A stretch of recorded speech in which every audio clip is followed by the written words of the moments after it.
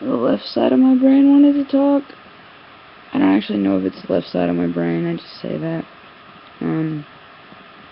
It's the side that works better after seizures, and I have no idea what I'm saying. Actually, I have no idea what I'm doing, which sort of makes it a whole new level of fun. It's January the 3rd, 2013, a year I thought I would never live to see. I'm here. Barely, I guess, in some ways, and not so barely in others.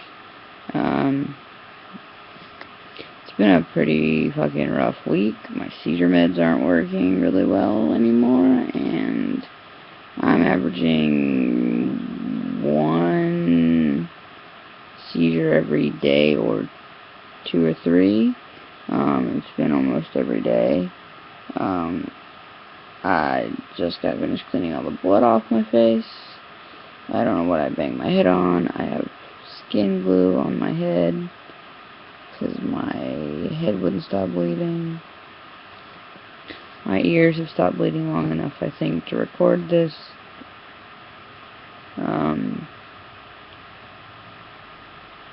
Yeah, it's funny. For everything that looks really great, there's something equally grim looking in my life. I don't know if it balances out or not. Sometimes it does. It's kind of scary right now, though.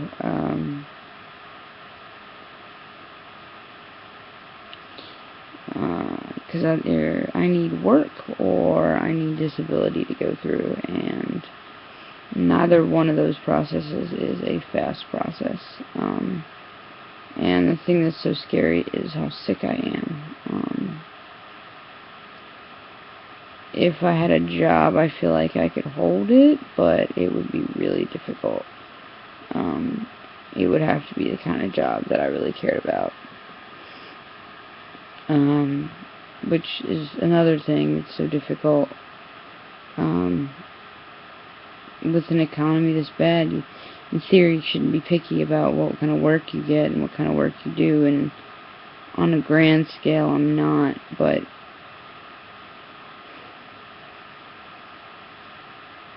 on a even grander scale, I really am. I'd rather be making a difference than feeling like I'm just part of some big cog in a machine. Especially when I feel so horrible. But a job is a job. It would just be nice to have something to do. Yeah.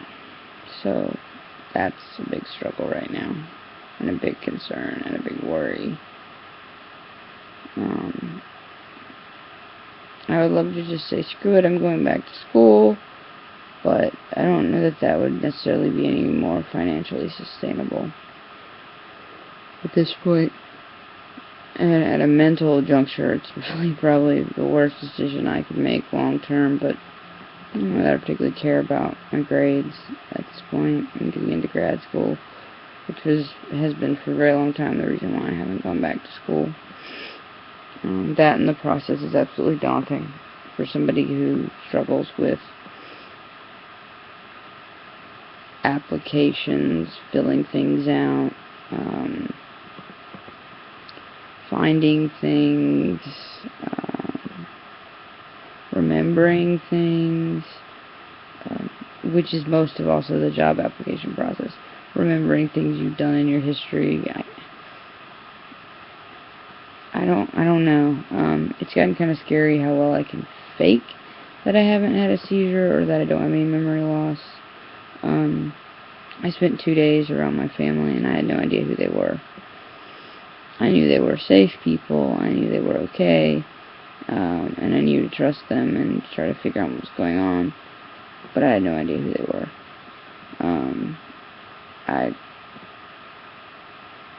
My phone is going off. I know it's my phone because I looked up what a phone was. This is how bad this is. And I don't recognize the names. If there weren't pictures in my phone of the people, I wouldn't know who is messaging me and calling and stuff. I'm supposed to go back to the surgeon tomorrow, but I'm probably not going to go because it's a very, very long drive, and also because one of the stitches already came out and the other one I'll take out on my own if I have to, just to get the scissors to do it. Yeah, I just don't really see the point, especially when it's such a long drive, like I said. And being post-ictal. And I'm supposed to perform tomorrow night. I think, yeah, it's the last repetitive week. We go to every other week, starting next Friday, so I will have next Friday off. Nurse came yesterday, and ran a ton of fluid since then. The cream seemed to work okay. The accessing report went fine. I don't know what I'm talking about, but I'm sure you people do. It's a really weird sensation. And so that's been done. And it's still accessed. I'll de-access it tomorrow, and we'll probably re-access it on Monday.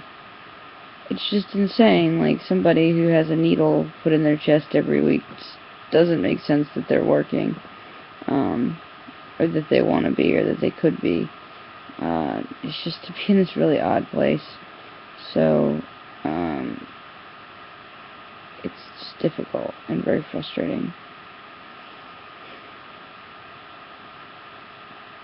So, I'm sort of at this place of,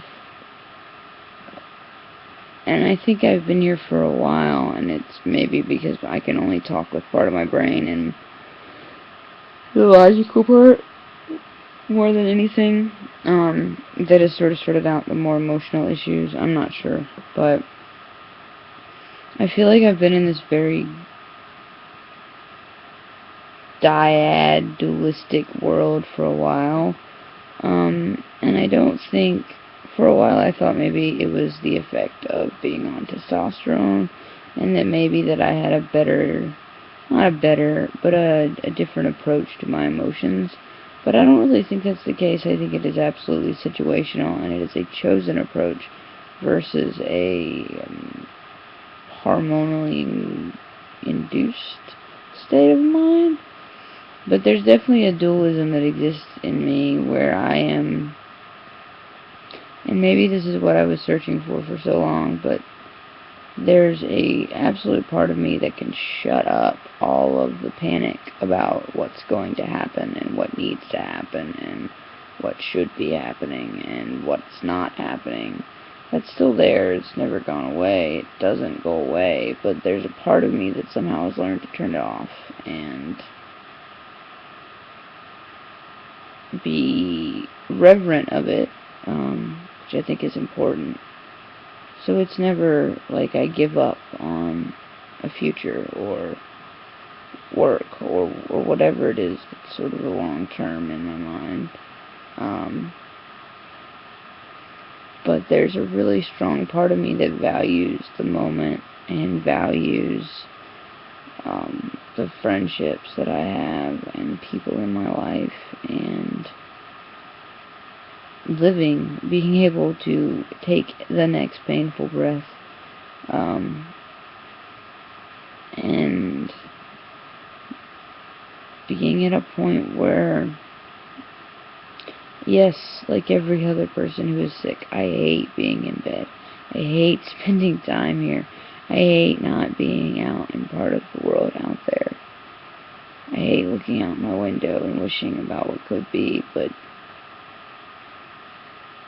I sort of got to a point where I refuse to wish time away. And if this is going to be my time, if it's going to be spent right here, then I can't wish it away. And if I miss things, then I should miss them. I should enjoy the fact that I have things to miss, that I've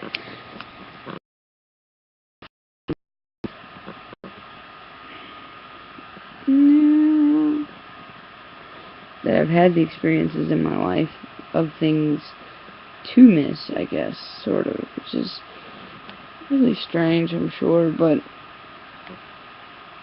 that at some point I can get back to those things is sort of,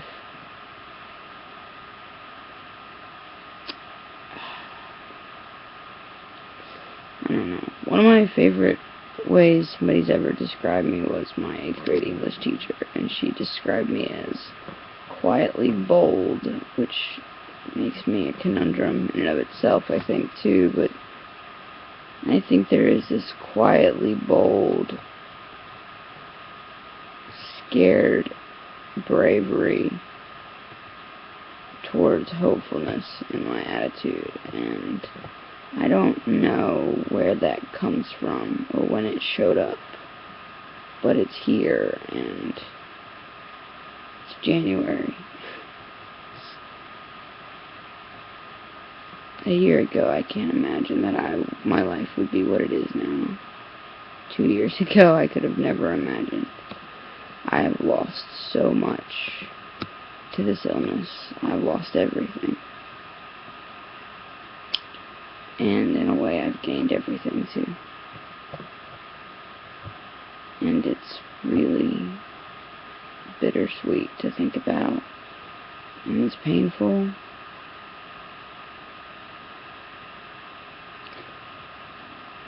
But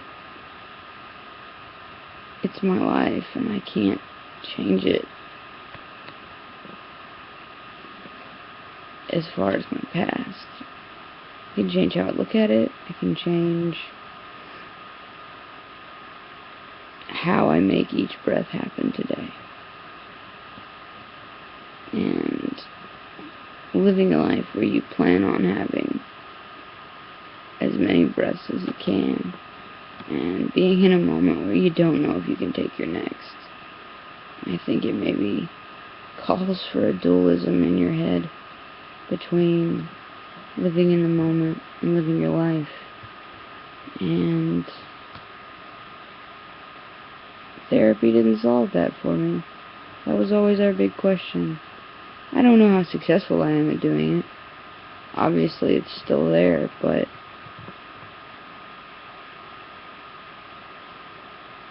I'm not afraid to say I'm hopeful anymore.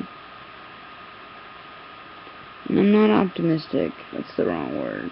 I'm realistic, which is the best you can hope for a pessimist. Because I am a pessimist at heart, but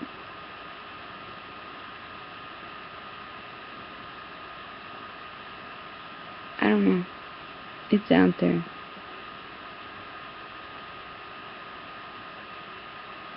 I'm not stupid enough to say that I deserve things. This world doesn't owe me anything.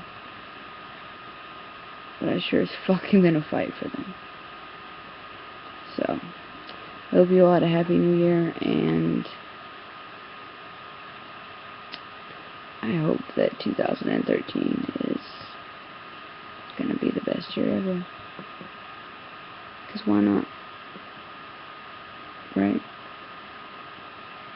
Alright, you guys, take care and be well. This is from the non-seizure part of my brain, so I'll probably have to watch this back myself. See you guys soon.